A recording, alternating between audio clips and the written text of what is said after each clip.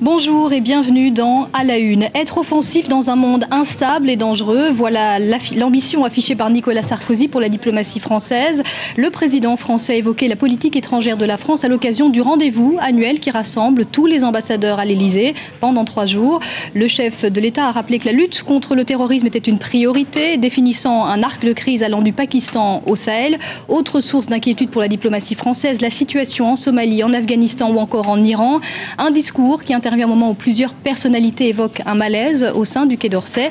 Pour évoquer toutes ces questions, Bernard Valero, porte-parole du ministère des Affaires étrangères, vous êtes l'invité d'À la Une ce matin. Donc la véritable préoccupation de la France, c'est cet arc de crise du terrorisme qui va du Pakistan au Sahel, en Afrique. Et à propos du Sahel, justement, le président français a évoqué cette opération militaire franco-mauritanienne fin juillet contre une base d'Al-Qaïda au Maghreb islamique. Et il a qualifié cette opération de tournant majeur. Alors qu'est-ce que ça veut dire ? Est-ce que ce type d'opération va se multiplier ? Cela traduit en tout cas une très grande mobilisation de la France. Une mobilisation de la France pour assurer d'abord la sécurité de ses compatriotes qui vivent dans la région, la sécurité de nos ambassades sur toute cette région.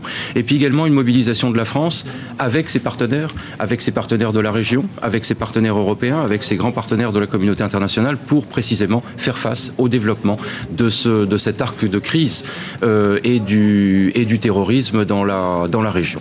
Donc cela veut dire travailler avec les pays qui sont concernés. C'était notamment l'objet de la tournée de Bernard Kouchner dans la région et au mois de juillet dernier. C'est également nous préparer, c'est également être mobilisés pour la sécurité de nos ressortissants.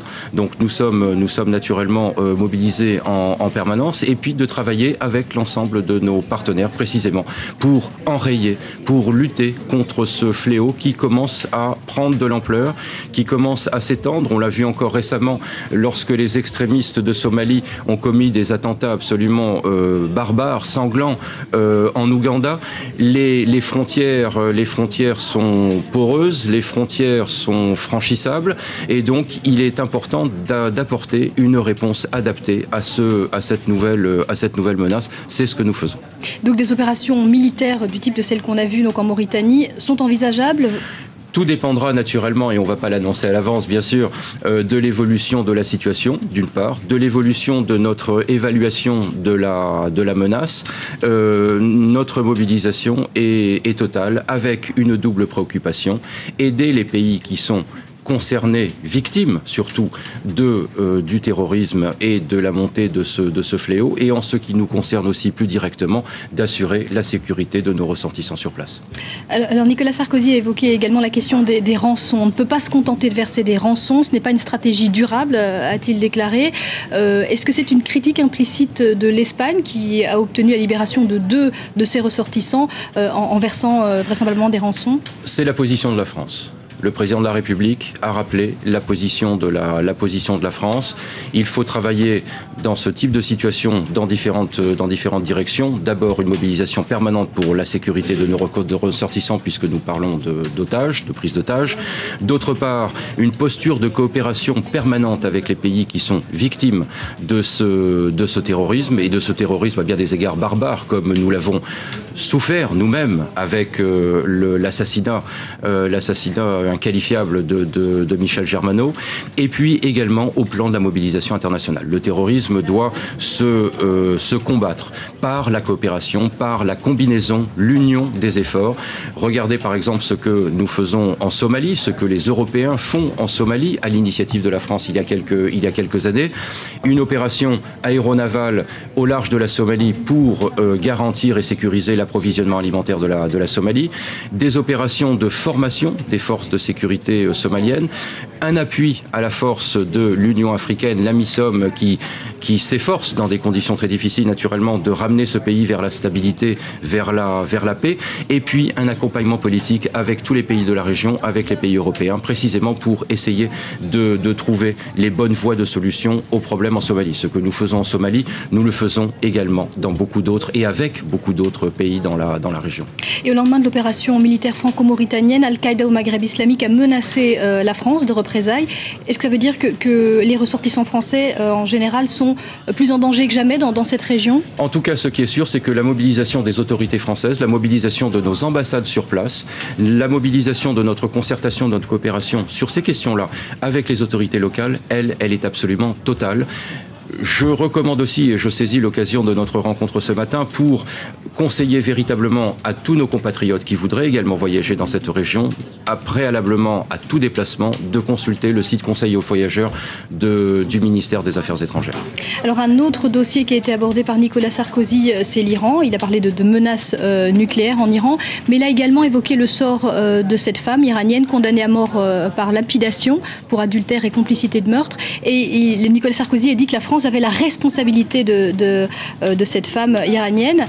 Qu'est-ce que ça veut dire exactement? Comment est-ce que la France peut faire pression sur Téhéran? Je crois que ça veut dire d'abord que, alors que la communauté internationale, y compris au Conseil de sécurité à New York, aux Nations Unies, est mobilisée sur les inquiétudes, les interrogations soulevées par la question, le dossier nucléaire iranien, nous n'oublions pas par ailleurs une autre réalité iranienne qui est la violation permanente des droits de l'homme. La violation permanente de l'état de droit, le non-respect des individus et des libertés les plus fondamentales, y compris et surtout s'agissant de la presse. Je crois qu'il était très important, dans le contexte actuel, de rappeler également cette préoccupation de la France, de la communauté internationale, de l'Union européenne. C'est ce qu'a fait le président de la République. D'autre part, sur le cas dramatique de cette Iranienne condamnée à mort, et non seulement condamnée à mort, mais condamnée à lapidation, il ne vous aura pas échappé que la France a pris un peu la tête de la mobilisation internationale pour la sauver. Pour obtenir sa grâce, pour obtenir qu'elle retrouve la liberté, qu'elle retrouve ses enfants également, parce que c'est une mère. Et donc le président de la République a rappelé hier que la France était effectivement, et c'est la réalité, effectivement très engagée dans la mobilisation internationale, très engagée auprès des autorités iraniennes auxquelles nous adressons des appels pour que Sakineh soit libérée, puisse retrouver ses enfants et échapper au sort absolument atroce et barbare qui lui est promis à ce jour. Je voulais aborder un autre sujet avec vous. La conférence est ouverte au moment où il y a un malaise qui s'exprime au sein du Quai d'Orsay.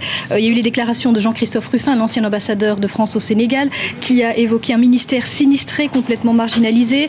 Deux anciens ministres des Affaires étrangères, Alain Juppé et Hubert Védrine, parlent d'un instrument diplomatique sur le point d'être cassé. Est-ce que vous comprenez ces inquiétudes qui sont exprimées et qu'est-ce que Nicolas Sarkozy peut dire à ses ambassadeurs pour les rassurer? Le président de la République l'a dit.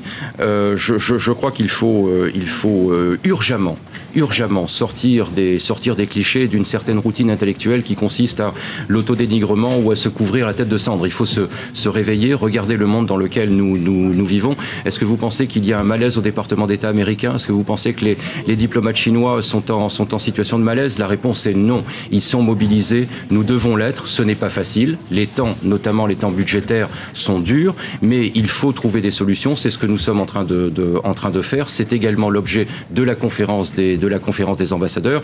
Il faut agir. Nous avons devant nous, la diplomatie française a devant elle des chantiers très importants. Je pense en particulier aux présidences par la France du G20 et du G8 qui approchent à grands pas. Ce sera une responsabilité très lourde sur laquelle nous nous mobilisons. Nous n'avons pas le temps d'avoir un malaise. Nous n'avons pas la possibilité d'avoir un malaise parce que le monde va vite et nous sommes en situation d'action et de responsabilité. Merci beaucoup Bernard Valero, porte-parole du ministère français des Affaires étrangères, d'avoir été notre invité dans À la Une.